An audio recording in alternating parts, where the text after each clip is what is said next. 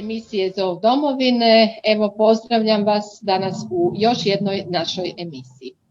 Petak popodne u Zagrebu je prekrasno vrijeme, sunčano je i evo imala sam malo vremena pa sam danas dogovorila kratak intervju sa zamjenikom državnog tajnika u Središnjem državnom uredu za Hrvate izvan Republike Hrvatske, profesorom Darijem Magdićem. Poštovanje, dobar dan i dobro nam došli u emisiju. Poštovanje, dobar dan, lijepi pozdrav vama osobno i svim pratiteljima, gledateljima i slušateljima vaše popularne emisije Zov domovine. Hvala vam najljepša. Evo, profesor Magdić, danas smo se našli malo da porazgovaramo o jednom jako lijepom i hvale vrijednom projektu Središnjeg državnog ureda, a to je program učenja hrvatskoga jezika za Hrvate koji su izvan naše domovine i koji su evo dobili stipendiju da dođu u Hrvatsku, da borave jedno vrijeme ovdje i da uče hrvatski jezik. Recite nam nešto malo o tom samom programu, kada je startao, koliko dugo godina se to već provodi? Pa evo, taj program učenja hrvatskog jezika prvenstveno namijenjen Hrvatima izvan Republike Hrvatske i to na kategoriji hrvatskih iseljenika. Sastavni je dio naših aktivnosti, programa i projekata koje provodimo za naše korisnike i među brojnim našim programima i projektima jedan od najljepših, najpotpunijih i komplementarno povezanijih programa jer u sebi obuhvaća nekoliko posebnih ciljeva zadanih našem tijelu državne uprave kroz strategiju i zakon. Od samoga osnutka 2012. godine, a i ranije, u okviru Ministarstva vanjskih i europskih poslova provodi se ovaj program. Znači u našoj nadležnosti od 2012-13. kada je ured i osnovan i svake akademske godine raspisuje se javni poziv za učenje hrvatskog jezika s ciljem i svrhom dodjele stipendija za učenje hrvatskog jezika, dolazak i boravak u Republici Hrvatskoj. I evo ga, do današnjeg dana negdje više od 1500 stipendija je tim putem dodijeljeno, isto tako za više od 1000 i nešto kandidata koji su se prijavljivali na te natječaje do sada. Recite mi koliko je ove godine prijavljenih bilo? Ove godine smo, s obzirom na pandemijsku okolnost koja nas sve okružuje i globalnog je karaktera, pribjegli jednom novom rješenju. Svih ranijih godina smo raspisivali jedan javni poziv godišnje koji je negdje u svibnju već predviđao u posljednje vrijeme, kako smo pojačavali sredstva za taj program, oko 200-250 stipendija. Ove godine svjesni okolnosti da nitko u svijetu nije mogao planirati svoje aktivnosti gotovo duže od tjedan, dva ili mjesec, mi smo prilagodili naš javni poziv pa smo ga raspisali u dva navrata. Najprije za zimski semestar i onda za ljetni semestar. U zimskom semestru donijeli smo odluku o dodjeli 120 stipendija, a sada za ljetni semestar koji je započeo u ožujku, nedavno dakle, dodijelili smo odlukom 140 stipendija. Znači nešto malo više od onoga što je bilo ranije uobičajeno oko 250 stipendija, s tim da moram odmah ukazati da nažalost opet slijedom ove pandemije i nesretnih okolnosti s obzirom na bolest, nekolicina kandidata je i temeljem dodijeljenog prava u zimskom semestru i sada u ljetnom odustala od korištenja prava na stipendiju, a mi to onda nastojimo nekako nadoknaditi i omogućiti neku naknadnu dodjelu stipendije za one koji iskažu naknadno neki interes, a imaju opravdane razloge da se nisu stigli prijaviti na javni poziv kad je bio raspisan. Da, evo nažalost, pa nadamo se da će oni onda u sljedećem valu kada bude to moguće, pa da evo i oni iskoriste. Recite, kada kandidati dođu u Hrvatsku, stipendisti, gdje su oni većinom smješteni? Je li to nekakav privatni smještaj za njih, jesu to domovi, gdje su oni smješteni? Pa podjednako od ukupnog broja stipendija, sad se mogu referirati na primjer na ovu posljednju akademsku godinu, odnosno dva posljednja semestra, pa ćemo uzeti možda za primjer, zimski semestar i bilo ih je 120, na primjer 64 stipendista od tih 120 ukupno je odlučilo ostati na ovom ljetnom semestru u Hrvatskoj i ostati u Republici Hrvatskoj. Što se tiče smještaja, s obzirom na mogućnosti i kapacitete koje studentski domovi pružaju i s obzirom na neka pravila kojima su uređena kućni red, korištenje domova i tako dalje, mi u suradnji sa Ministarstvom znanosti i obrazovanja i nadležnim studentskim centrima prije same dodjele stipendija dogovaramo mogućnost i kapacitete u studentskim domovima. I otprilike od 120 njih, negdje oko 70 mjesta mi uspijemo osigurati kroz studentske domove u Zagrebu, Osijeku, Rijeci i Splitu, s tim da ih je najviše smješteno naravno u Zagrebu, jer u Zagrebu i najveći broj kandidata pohađa te tečajeve, a preostali dio kandidata se, vjerujem isto kao što možete pretpostaviti, snađu u privatnom smještaju kod prijatelja, rodbine i tome slično. U okviru troškova kojima mi stipendiramo učenje hrvatskog jezika, mi dio naknade predviđamo i za te troškove smještaja u studentski dom, odnosno privatno, tako da neku malu naknadu dobiju sami polaznici i od nas nakon što uspješno završe semestar. A recite nam, zna li se unaprijed u koji grad u Hrvatskoj će oni doći ili oni sami iskazuju interes ili ih vi nasumice raspoređujete? Kako je to? Ne, oni najprije iskazuju interes. Znači, cjelokupni postupak prijava, evo sad, uslijed svih ovih tehnoloških mogućnosti, mi smo krenuli u skladu s tim i nastojali modernizirati i osuvremeniti taj način prijave, pogotovo jer je riječ o našim iseljenicima diljem svijeta, ponajviše iz Južne Amerike. Pa smo omogućili prijavu online putem. I kroz taj obrazac na koji se oni prijavljuju, odmah u jednom trenutku i kod jednog pitanja iskazuju interes i daju pokazatelj u kojem gradu žele studirati i učiti hrvatski jezik. Tako da oni najprije izaberu grad, jer to im je nekako primarno u fokusu mjesto koje će. Baš sam se to mislila, rekao, jer oni to imaju negdje mogućnost sami ili već kad dođu? Ne, sami, oni sami prijavljuju, a onda sukladno tom interesu, a opet imajući na umu ograničenja Ministarstva znanosti i SC-a, mi pregovaramo i dogovaramo da kako bi ostvarili što je moguće veći broj smještajnih kapaciteta u studentskim domovima. I tu smo isto kako bi mogli kvalitetno vrednovati sve te prijave i napraviti neku vrst rasporeda, prioritet dali mlađim prijaviteljima, kandidatima do 36 godina, s obzirom da po onim ranije spomenutim pravilima i kućnom redu studentskog centra pojedinoga je to skupina koja se više preferira za studentski dom. Jel? Tako da oni biraju, a mi nastojimo onda udovoljiti njihovim željama i omogućiti smještaj koliko je u našoj mogućnosti. Evo, vrlo lijepo. I onda kad oni dođu ovdje, a recite mi, je li ima neki postotak iz kojih zemalja najviše ih dođe? Naravno. Isto može za pretpostaviti, ili nama barem koji smo sad već u tim poslovima nekako samo po sebi razumljivo, najviše kandidata dolazi iz Južne Amerike i pripadaju potomcima hrvatskih iseljenika. Evo ga, sada je, mislim, sveukupno u ovoj zadnjem ljetnom semestru 140 odlukom dodijeljeno stipendija koje obuhvaćaju 18 država svijeta. Na prvom mjestu su prijavitelji iz Argentine, Čile, a onda slijedi Venezuela, Kolumbija, Peru, Paragvaj i tako dalje. Ali isto ono što nas veseli je zainteresiranost kandidata iz drugih država svijeta i kontinenata, pa imamo i sve više prijava iz Sjedinjenih Američkih Država, iz Australije, ali nama ne tako dalekih tu zemalja iseljeničkih država u Europskoj uniji, Njemačke i tako dalje, Velike Britanije i tome slično.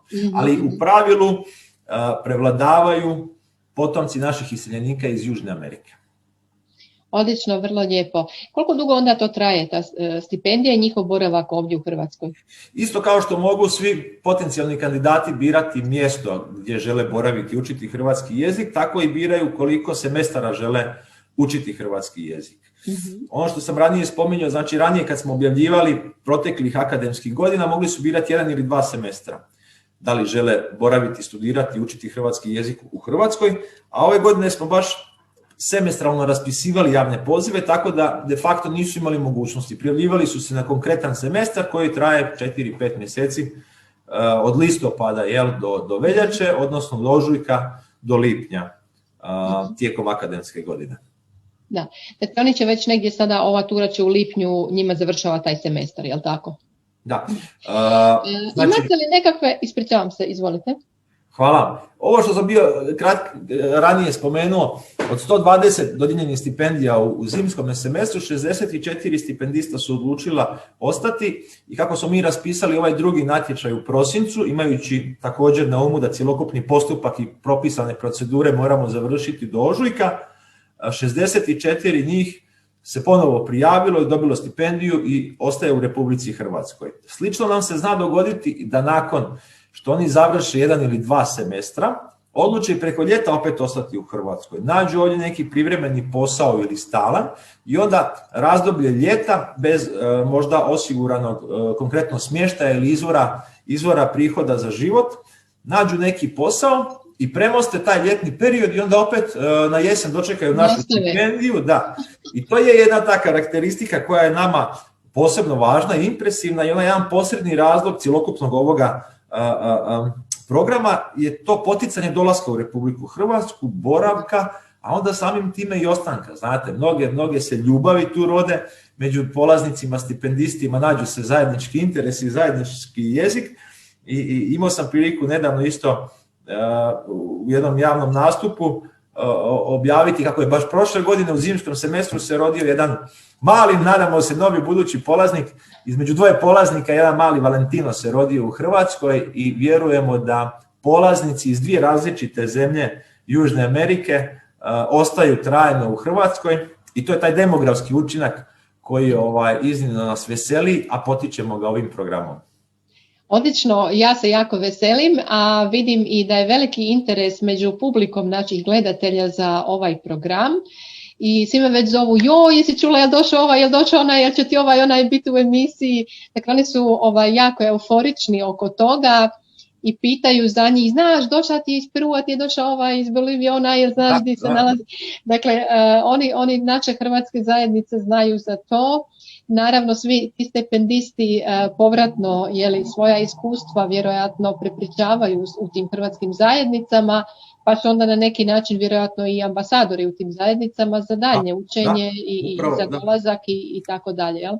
Ja vjerujem da će biti jako puno lajfova i slikica iz Hrvatske poslano sad od tih stipendista.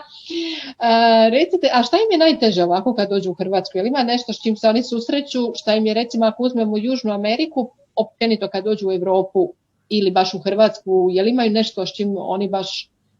Da, generalno, opet važno za reći kako su i sve naše zajednice slojevite i specifične i sa sobom donose određene percepcije i poglede i na život u Hrvatskoj, donose određena različita nasljeđa. Teško je tako neke generalne karakteristike podvući za sve njih. Ali ono što je posebno karakteristično za kandidate i naše potomke iz Južne Amerike je to što budu fascinirani razinom sigurnosti u lijepoj našoj. I onda to ističu što je nama potpuno razumljivo ovdje na primjer u Hrvatskoj, kad dođu iz nekih država Južne Amerike, oni se ne mogu prestati diviti tom elementu sigurnosti da mogu slobodno i navečer hodati. Jedan od elemenata je da mi ovdje djecu, ne znam pred kim sam ja rekla, klinci su vani na biciklu, kažu, jel tvoje djecu smiju ići van, jao, moj sin ima 19 godina, mi ovdje te, ne znam, ubiju, opljačkaju te i tako dalje.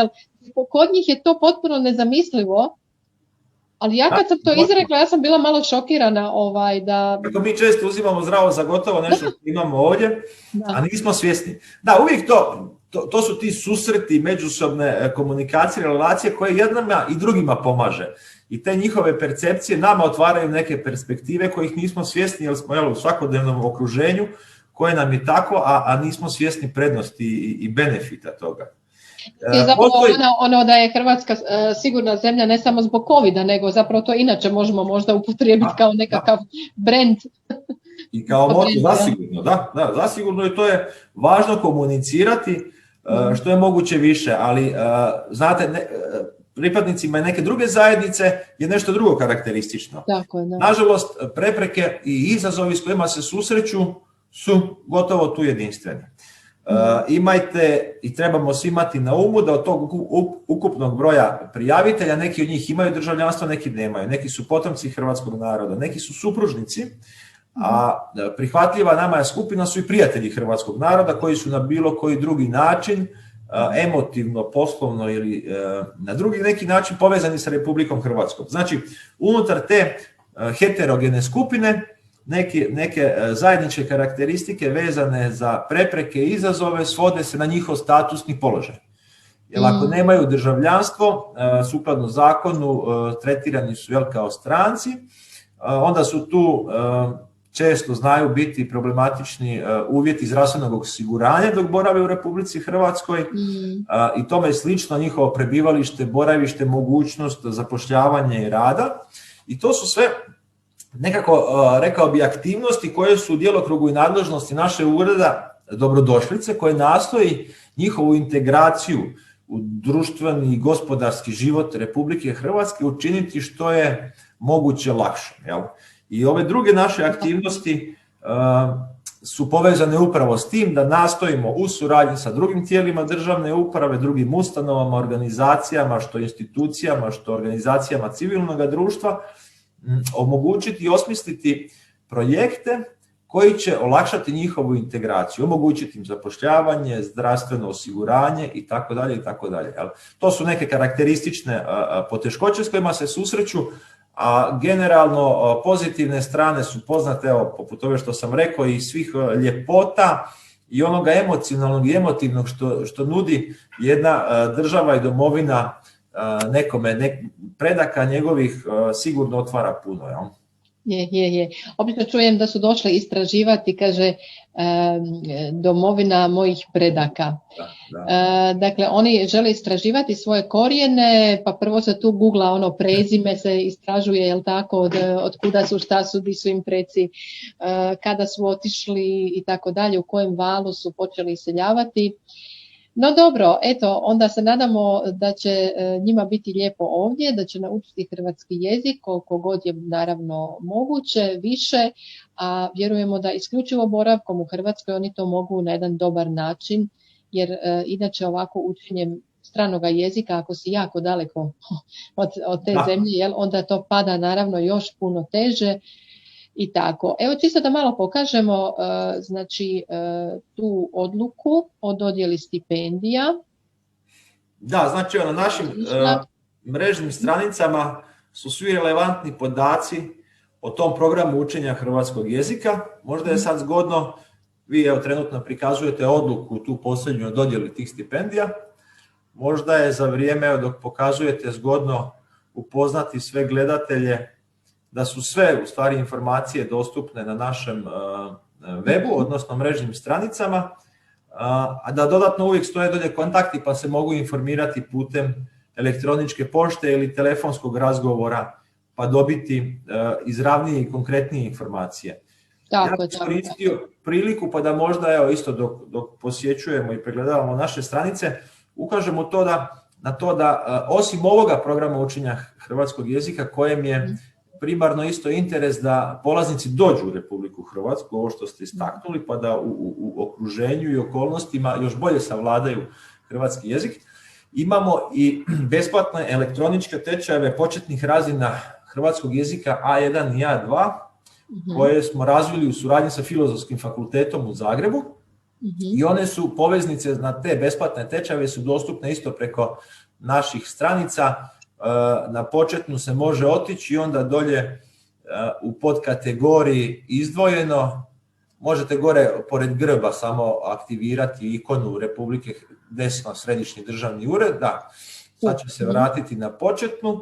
Dobro. I onda dolje malo niže pod izdvojeno ima nekoliko istaknute teme, ima nekoliko informacija. Evo, tečajevi, da, upravo to.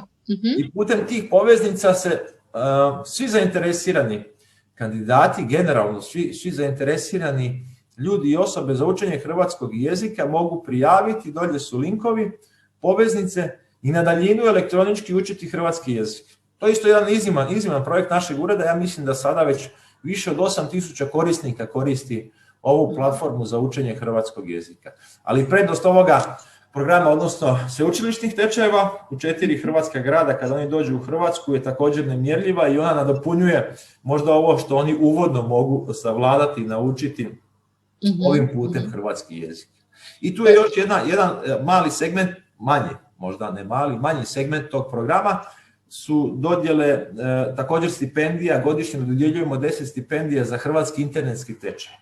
To je tečaj koji provodi sveučilište u Zagrebu i naša Hrvatska matica iseljenika, a mi stipendiramo dio polaznika i na tom tečaju koji je nešto malo drukčiji od ovoga online, i omogućava praćenje mentora, suradnju, komunikaciju i tako dalje.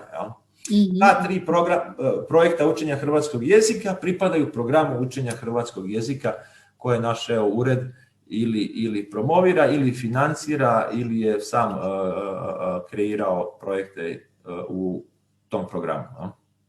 Evo, odlično, jako dobre informacije, vjerujem i korisne. Evo, svratite malo češće na mrežne stranice kako biste bili up to date. Mi ćemo također dalje popratiti sve što bude vezano za učenje hrvatskog jezika i za povratak naših hrvatskih iseljenika u domovinu. Imate i onu krasnu, opet ću reći, infobrošuru. I ja se često s njom malo okoristim i pogledam prije nego što... Pa znate da, Anita, sigurno i nama koji živimo u Hrvatskoj, te birokratske, administrativne prepreke često nisu jasne. I ja bih molio za razumijevanje i sve polaznike, korisnike naših programa. Znate, mi nekad predstavljamo sva tijela državne uprave u našoj Lijepoj, a u našem malom uredu, koliko god veliko srce i interes kolege imale, ne stignemo uistinu nekad odgovoriti na sva pitanja, sve potrebe i specifičnosti potreba. Tako da nekad, naravno, često moramo potražiti pomoć kolega iz drugih tijela državne uprave, jer to je baš šuma nekad odgovora, propisa, pitanja, kako nešto riješiti. Ma budemo mi to. Ja vjerujem da će to biti sve bolje i da će ti administrativni, birokratski nekakve prepreke polako s vremenom biti sve manje i da ćemo moći izići u susret. Pa i ovo su isto do sad već lijepe brojke. Dakle, ostanka, to je već jedan začetak, jedan mali početak, ne može ništa preko noći, ali vjerujemo da će to tako ići dalje. Evo za kraj, izvolite, što ćemo još poručiti našim gledateljima? Pa ništa, pohvalit ćemo vašu dobru emisiju. Hvala vam najljepša. Sve gledatelje još jedanput, pozvat ćemo ih da prate naše aktivnosti putem naše mrežne stranice, našeg također Facebook kanala. Zahvalit ćemo svima njima na interesu i vama, pozvati ih da svaku moguću priliku provedu i vrijeme u Lijepoj našoj i odluče se na život i ostanak i na taj način obogate i naše društvo, sebe i doprinesu boljitku svih Hrvata Republike Hrvatske općenito. Evo ga. Hvala vam, profesor Magdić. Evo, danas je s nama bio zamjenik državnog tajnika iz Središnjeg državnog ureda i razgovarali smo o programu učenja hrvatskog jezika i dolasku stipendista. A naravno, kako ne bi ispalo da mi ovdje nešto promoviramo što nije utemeljeno, vidjet ćete u nastavku koji su to stipendisti nama se danas javili i s kojima smo malo obavili intervjue. Da vidimo od kuda dolaze, kako se zovu, kada su došli u Hrvatsku, što istražuju, koliko već znaju hrvatskog jezika. Evo, ostanite sa nama i čućemo danas i njih. Ja pozdravljam. Hvala vam najljepša, lijepi pozdrav. Pozdrav, Đenja.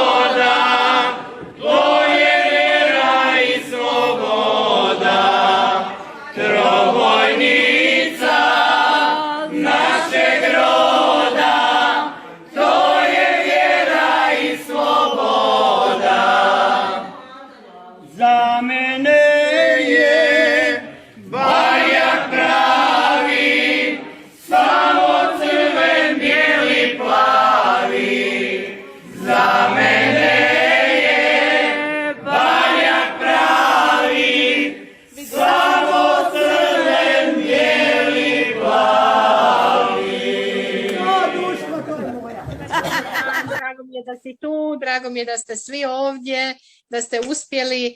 Dobro došli u svoju domovinu Hrvatsku. Drago mi je da ste došli, drago mi je da učite hrvatski jezik i drago mi je da ste danas uspjeli odvojiti barem malo vremena ovdje za nas i za našu emisiju.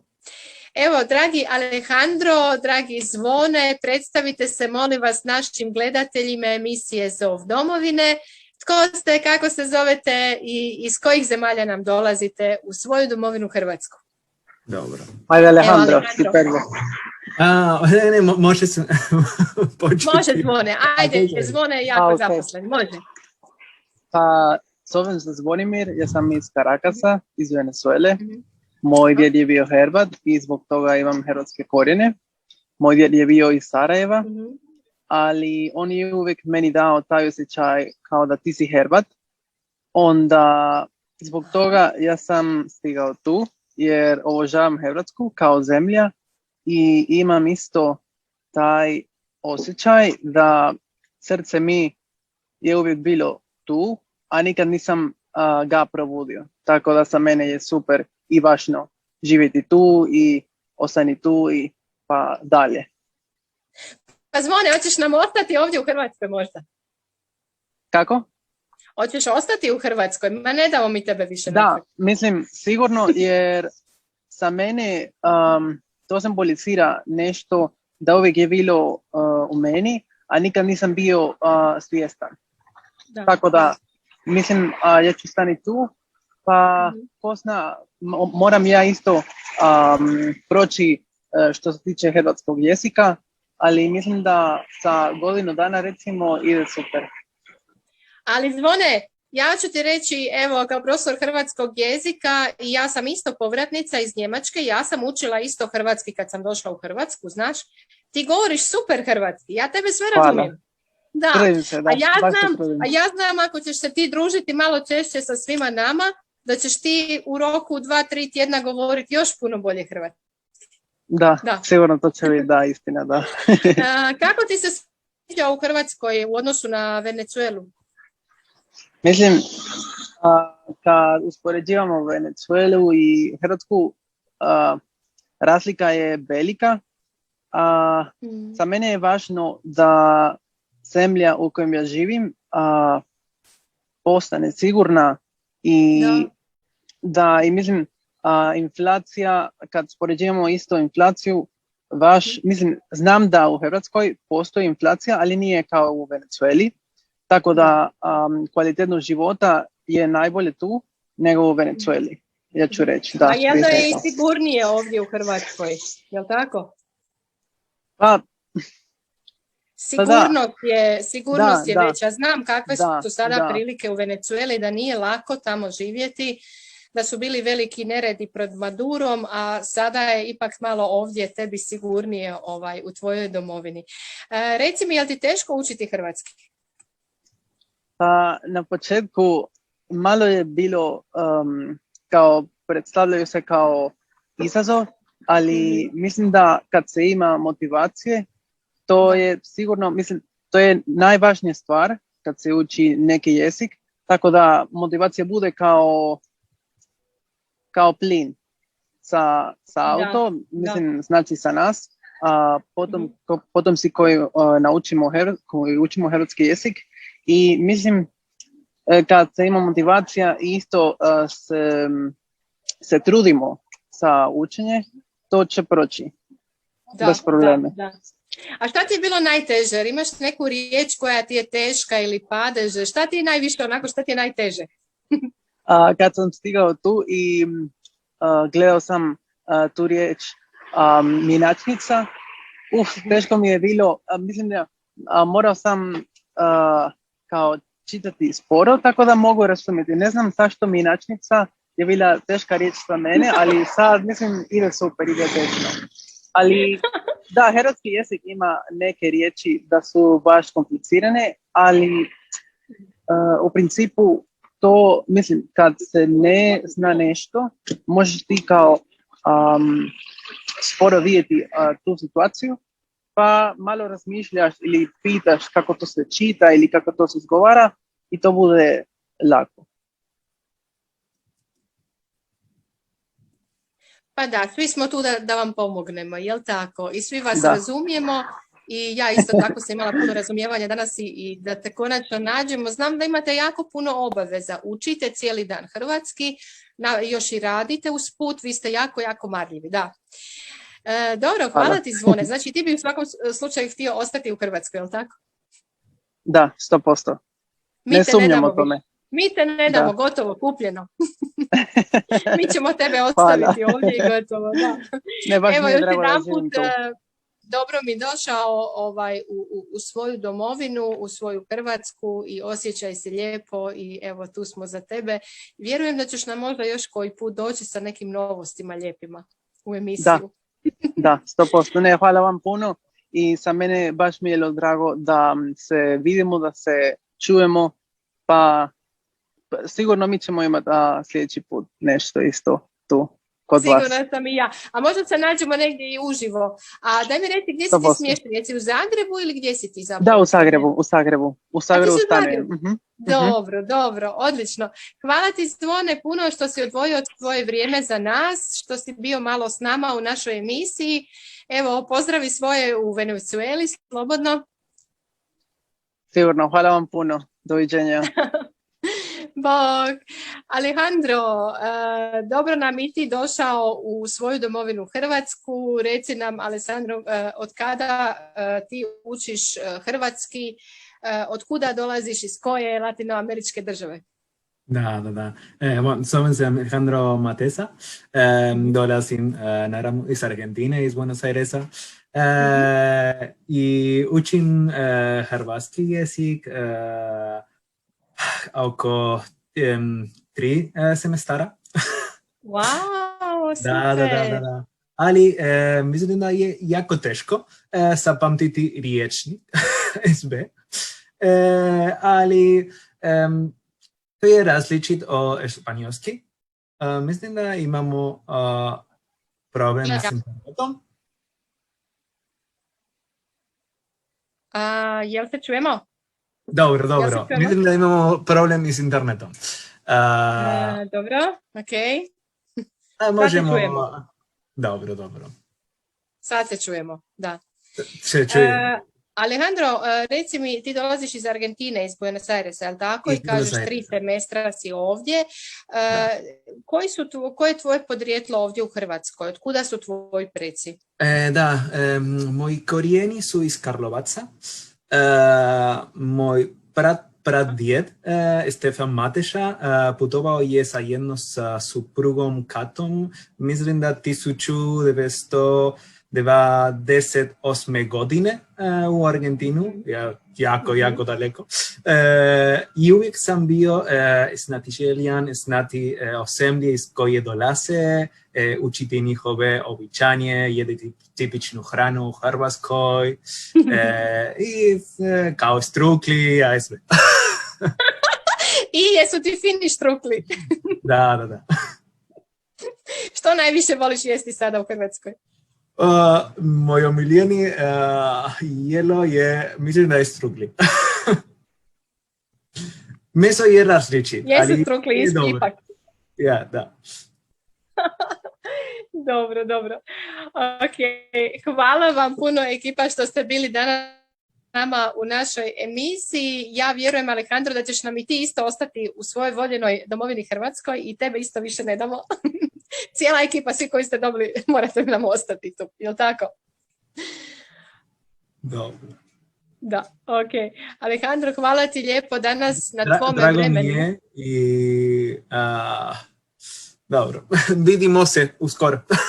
Vidimo se uskoro opet. Morat ćemo vidjeti koje si lekcije još naučio iz hrvatskog jezika za jedno možda 2-3 tjedna ili za mjesec dana, pa se opet čujemo. Može? Da, mogu. Ok. Alejandro, veliki pozdrav. Bog. Pozdrav. Još jedno. Pitaju me mnogi ljudi, jesam rođen odakle mi mati. Ja s ponosom svima kažem, iz Hrvatske to morate znati. Hrvatska je zemlja moja, građani su u njoj bili.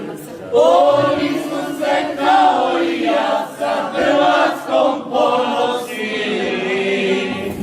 Ponosim se što sam Hrvat, to je jedan dar od Boga. Što me rodi majka moja, ne stidim se roda svoga. Ponosim se što sam Hrvat, to je jedan dar od Boga. Što me rodi majka moja, ne stidim se roda svoga.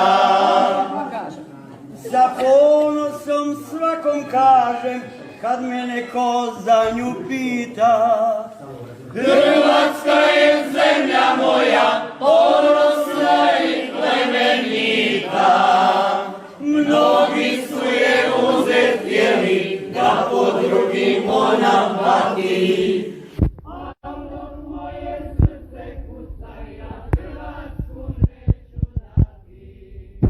Ponosim se što sam Hrvat, to je jedan dar od Boga.